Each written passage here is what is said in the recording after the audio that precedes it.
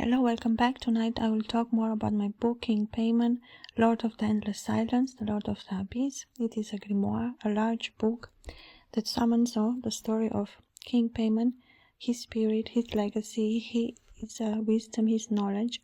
And in these recordings I am trying to always find a deeper meaning or a deeper understanding or new understanding, say good things coming free.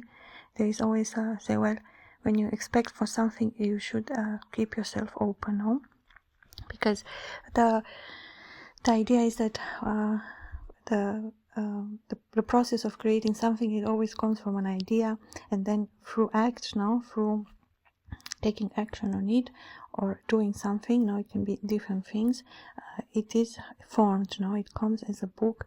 It comes into a form that it is finished or it is ready. All my books are on Amazon internationally. If you want to check the link in the description box, there you have the link to the book of King Paimon per se and my author page with all the books that I have written until now. My subjects come from novels, poetry, different type of books, and the grimoires. So they are there is like a collection of books there.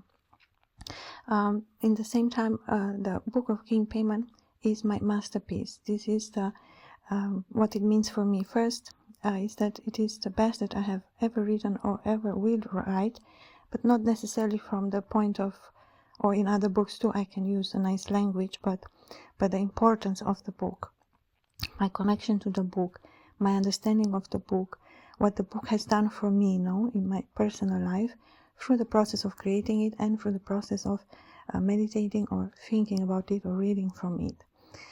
So the thematic of King Paimon, of course, the book carries a story, carries an interesting aspect of King Paimon that only he can reveal, only he has that key or that knowledge. And it goes very much in hermeticism, because the hermetics, they search for things which are hidden, and that's the key of knowledge or different keys of knowledge. To say, when the door is closed, there is a certain key that can open it, in a symbolic meaning. And at the same time, King Paimon is my life work. It's something that beschäftigt mich in German. I preoccupy myself with throughout my life, even after I have completed writing the book. So it is a ongoing process for me as well to understand more about book and my character, King Paimon. And this is something that I do greatly for me and for others as well. So they have more insight in the thematic that is very wide. There's a lot of thematics. We have the hermeticism, we said, and then we have the elements of the grimoire, which is very specific genre. The grimoires are special type of books that focus on one person or one thematic or one character. In describing this, there is a certain type of powers to the grimoires as well, but it is a older form to write books as well, to say, in a way, all books are hidden or have hidden knowledge, until one opens it and reads it or learns something new. So the work that I have done on the book does carry these type of elements. And from the thematic itself, which is King Paimon, as I've said, Lord of the Endless Silence, the Lord of the Abyss, there is a specific thematic that comes already with his title. And we have spoken about the story in the book. We have spoken in other recordings about the elements of the fire, of the desert, of the sands, of the winds, how these things work together. The music, the entire scene is very melodic, which appears in the book, the scene where he meets the girl in the market. That is like the main key. Something there was unlocked, something there started anew, and then he developed the book further on, the story further on. And it is very interesting to always look at the symbols or the words, because one can receive a lot of understanding when one goes in this direction. So, you can take a word, and I want to take the word to our thematic, the void, what the void means. and then one can understand it in a deeper way. So the void is, let's say, the atmosphere, no? They say, well, there is a void in the meaning, no? Something that you don't see, or something that you cannot feel or necessarily know that it is there. The void has the potential of like something filling up, or something taking form or taking space, no? So as the darkness, it is a form of potential as well, but more in form. The void creates a certain type of form, while the darkness doesn't have that form, it's free, no? So the void is more like a closed word that one can see from the V and the D, no? It protects something in the middle, and that O, no, the 0 and E is like 0, 1, or O, no? It shows that impenetrable, no? Something that cannot be not, it can be integrated, but it cannot be necessarily, it's like protected on both sides, you know. So the void does have some type of beginning and end. It has this correlation towards a space that it can enter in a certain space, no? But the void is, well, it doesn't have that element of the space, one can think. And the 4-letter, no?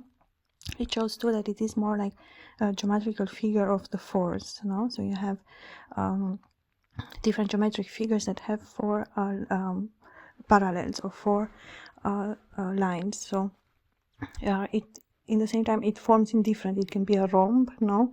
It can be a rectangular. It can be a few things. So mathematical word as well. Number 4, void. And the silence, no? So, well, the silence has more like a poetic quality to it. It is something that it has some type of sorry, some types of hope or light, or some type of things that one can understand that this larger type of words, no? So, well, void is a larger type of word in meaning, or silence, or the darkness, no? So, well, it is a word, but it contains so much of what it is. It is so much of what it is already. So it is not a simple object that you can see how long, how you can measure. It is something that cannot be really measured. That's the idea. That's why it is a difficult way to define this type of terms, no? So, well, it's true and say, well, what is water? It seems simple, but when you try to explain, one can explain it in many different ways, no? What that word means, and from different sides. So King Paimon wants to say that things can be looked upon from all different type of sides, no? It doesn't have to be just one linear approach. And the part of the book that speaks about the void or the silence, and say, well, the book does open in this type of darkness, or some type of void or silence. No, it is a very ephemeral type of feeling. When the book opens, it's a very dreamy, melodic, almost like you can feel the eternity on it. You can taste it, have the taste of the eternity, know what it means and how that feels. And King Paimon carries all these elements in his name, as I've said, no? And say, well, these crowns, all these things crowns him in his power already. All these things already create the magic around him, no?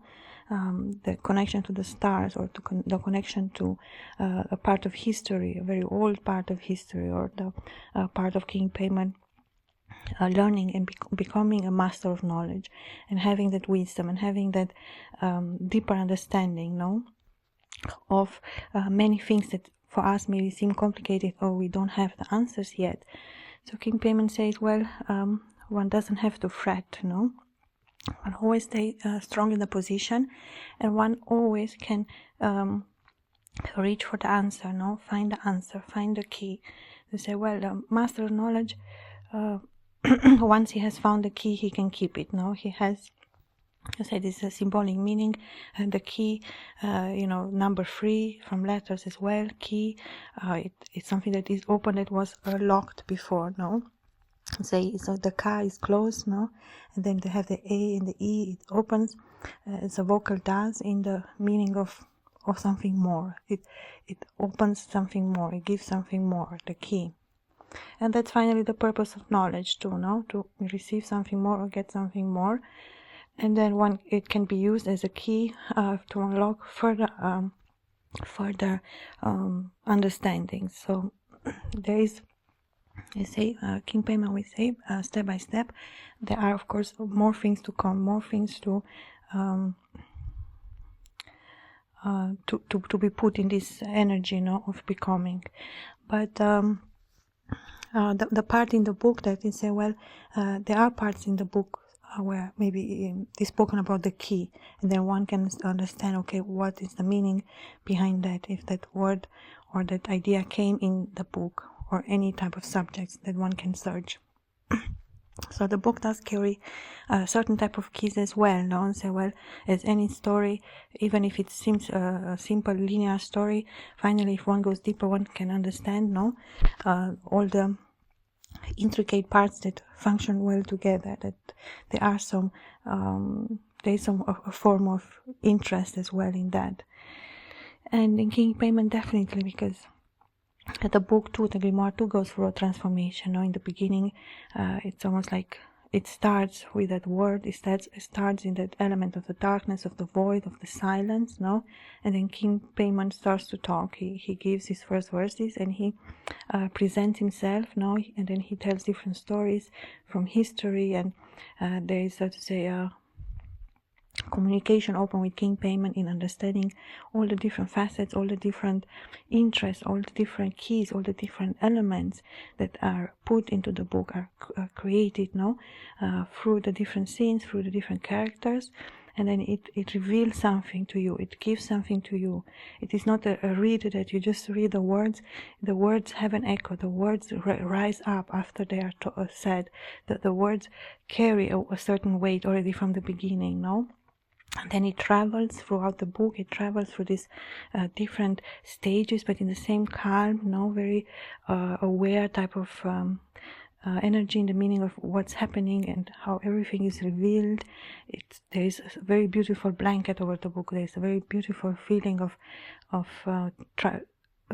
trajectory of the where the wind will go, that it will go in the past, does it come from the back, from the front, how the wind travels throughout the book, how the story is said, how the story is revealed. There is a different pace that the writer has to keep, so the story can float, so the story can develop. And I think that's a very beautiful characteristic of the book, that it has this quality, it has this understanding as well. Furthermore, the book of King Paimon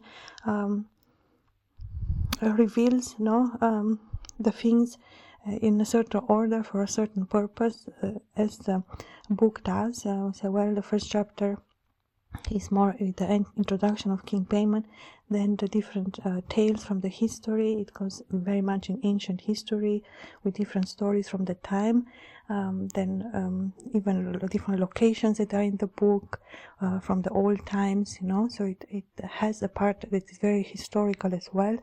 At the same time, King Paimon carries that history with him, It's another element that he carries. Thank you so much for listening. If you want to have the book for yourself, it's called King Paimon. You can find it on Amazon internationally.